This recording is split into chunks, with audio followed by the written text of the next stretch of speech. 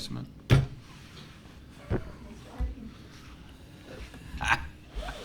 You know how it is. So, You good, Tim? Good. yeah. All right, Coach. Well, we missed you for me today with illness or whatever, so it's the first time we get to talk to you. Just how you feeling with 4 days till opening day? What's the team look like? Well, it's time to go play somebody else. I've probably the biggest thing I can say is I've really enjoyed coming to work every single day with this group. They have been fun since August, since everybody got in. It was tough seeing them going away for Christmas, but when they came back in great shape.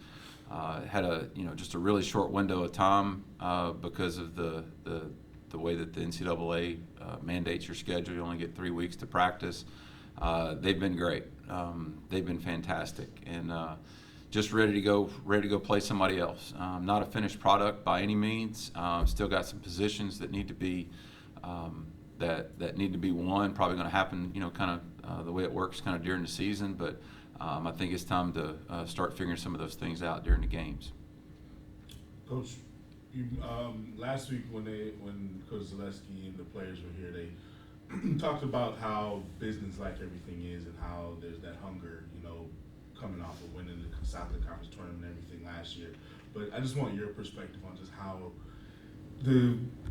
how serious everybody's been and just everybody's hunger in pursuit of, another conference tournament championship. Yeah, I mean, I think when you've kind of been in it a little bit, you've seen how teams respond to success, and didn't come from me, but it was something I noticed. Nobody's talked about last year at all. I think they showed up ready to work. There was never, hey, this is how we do things, or hey, we're trying to get back. It really wasn't any of those things from a daily talk standpoint. It was just, hey, let's get to work. I mean, it's been business, but it's been fun too. I mean, it's been a lot of fun to be around, whether it be practice, inter squad, whatever, off day, whether we're doing a pancake dinner, an auction, whatever it is. I mean, this has been a fun group being around, and I've really enjoyed them, and they've really wanted to learn. They've really wanted to get better. We've got great leadership. I've enjoyed the new group of guys and what they've done. I think we've become a team pretty well as far as off the field and in the clubhouse. Probably, the next step's going to be, just figuring out how this team wins ball games and how that's going to play out. I mean, we're obviously, anytime in college you're going to lose some key guys, whether it be Carson Maxwell at third base, Aiden Anderson, Peyton McLemore, Shane Selman, those guys. You're going to always have some guys that you lose, but just figured out how this team looks and, get ready to get after it this weekend. Do you know who you're starting on the mound yet? Yeah, Friday night we're going to start Will Dion. After that, we've got some guys that we feel like that have a chance to that will start. I mean, could be anywhere from Brett Payne, Cale Bro, Danny Hecker, Cameron Foster. Haven't made a decision on that just yet, mainly based off of the fact we're playing a doubleheader on Saturday. But you'll probably we got 5 games in 5 days to start off, so that means you're going to see probably everybody touch the mound in those 5 days. But I think Will Dion probably mainly has earned the opportunity to go do that. He's been our most consistent guy, and he's earned that chance to go Friday night for us. Excited to see what he does and see him. He's worked really hard. He hasn't rested on the laurels of being a preseason All-American or a freshman All-American or any of those great things that he did.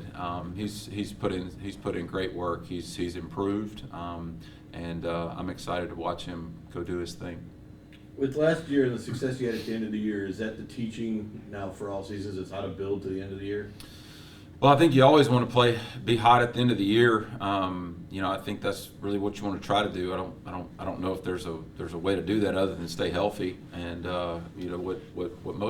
what you forget sometimes is when you reach the top is how hard it was to get there. I think in a lot of these press conferences we were talking about, man, can we get it going? Can you stay together? Can you do those things? It's really more about can you handle adversity when it's coming? Because in the midst of a 14-week season, there's going to be ups and downs, whether it be as a team, whether it be individually, coaching decisions, whatever it is. There's going to be those moments that you're going to have, and you got to make sure and you find a way to stay together. I mean, the goal, you would like to be able to know who you are as a team from the get-go, but that's not always the case. You're not always able to do that. You got to kind of figure out those things as you go.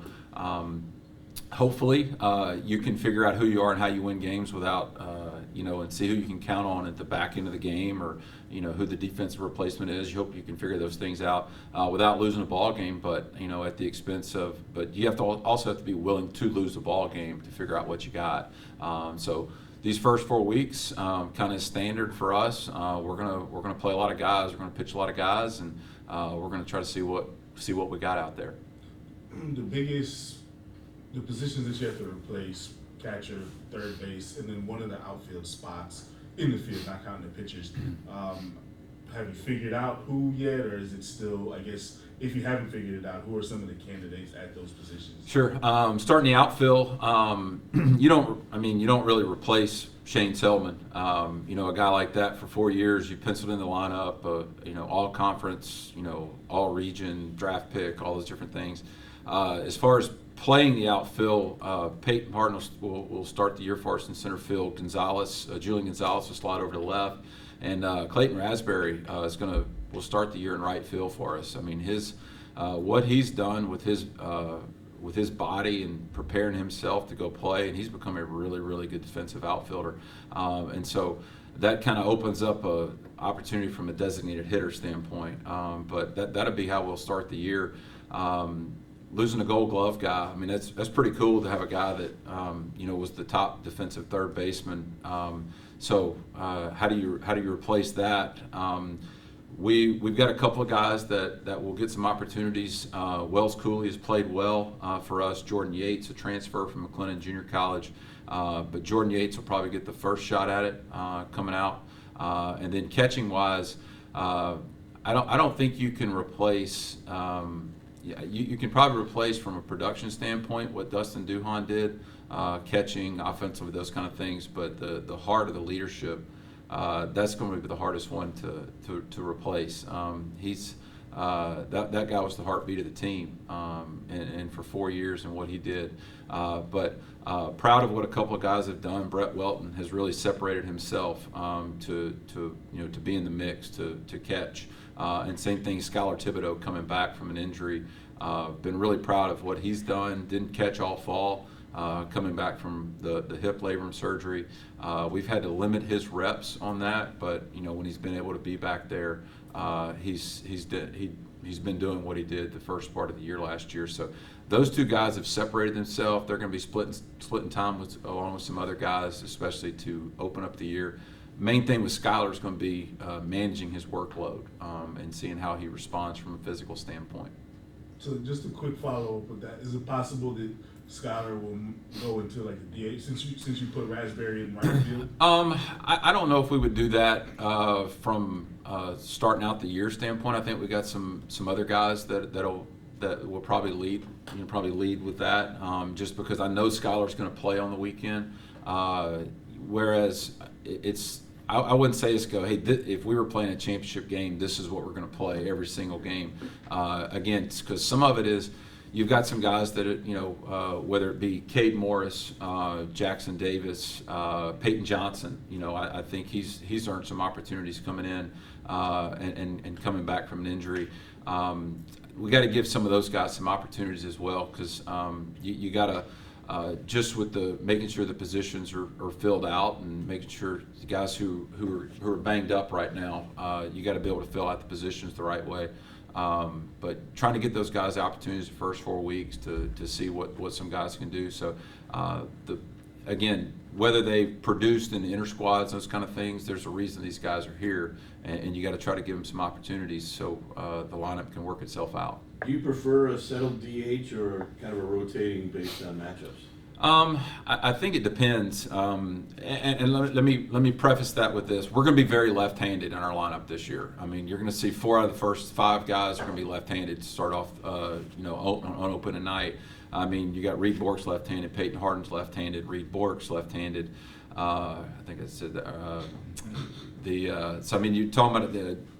See, you got Julian Gonzalez, Peyton Harden, Reed Bork, Clayton Raspberry, Jake Dickerson, Brett Welton, Peyton John. They're all left-handed. I mean, so you're going to see a lot of left-handers, and so it really depends on how they're able to handle left-handed pitching, and then which means some other opportunities for some of these right-handed guys to maybe slide in and get some opportunities. Some of the things I think are just going to work themselves out just because in the first 3 weeks we've got double headers, 3 straight weekends, and so try not to really wear out some guys defensively playing 18 innings in a day. So some of those things are kind of work themselves out. But again, I mean, credit to Clayton Raspberry and what he's been able to do defensively to be able to open up some of those options as well. With Deal on the mound, this will be his first week to start as a Cowboy and as a college player.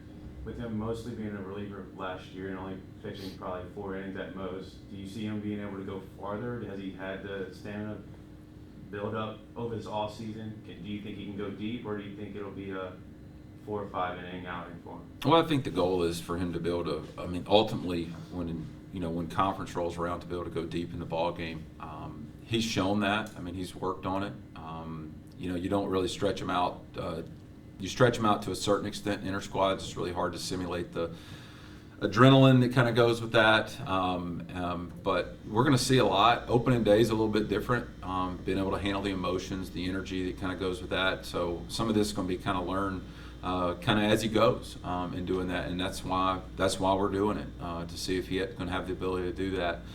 So the jury's out, but I wouldn't bet against him. It sounds like you have Dion penciled in to be one of your regular starters. So if that's the case, what's the bullpen going to look like? Because it seemed, he was obviously one of your rocks in the bullpen last year. Well, that's actually probably one of the reasons, other than him earning that's one of the reasons of starting him is we got to figure that out. I think it would be, kind of looking the same way we had Aiden Anderson. When Aiden Anderson was in the bullpen, there was this safety net in there. We knew if something happened, we could go to him and he could bail us out of a situation and I felt like if, from a development team standpoint, if we were to stick Will in there would be this safety net that we would have. But there's no safety net in there right now. So we're gonna throw Will game 1, and he won't be available the rest of the weekend. We've got guys that have pitched meaningful innings for us, whether it be Brad Kincaid, whether it be Brody Strahan, Brett Payne, some new guys coming in, Hunter Reeves, Jonathan Ellison, that we're going to see what we've got. We got to see how the game develops. When things happen. I think we saw that last year when Aiden Anderson had pitched extended against the University of Houston midweek, and then when we played Creighton on the weekend, he wasn't available. Which, again, I kind of like those situations just because you get a better chance to see what you have, and so we got some guys in new roles, some new players, and making their first Division I appearances, and so we need the games. We need the games to go kind of figure out some of those things. But we just took the safety net out, just opening day, and so I don't know, as nerve-wracking as that can be, it's kind of makes it fun too.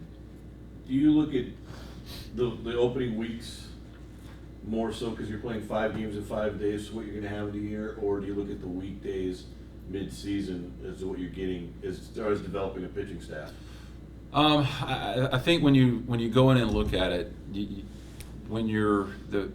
it's always kind of beginning with the end in mind. And when I say the end in mind, the most important, the most critical part of your year is going to be a 3-game conference series. So you got to know who you want to know who your 3 starters are, who's your first guy out of the pen, who's going to come in when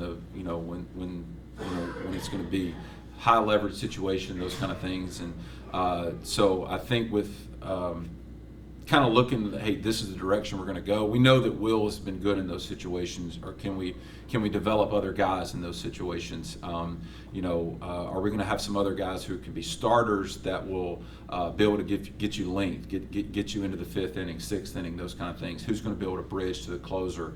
Will we have a set closer? All those different things. Just trying to look at this group as a whole. And seeing how they best fit, and not trying to box them in and go, well, I've got to have a closer, I got to have a left-handed setup guy.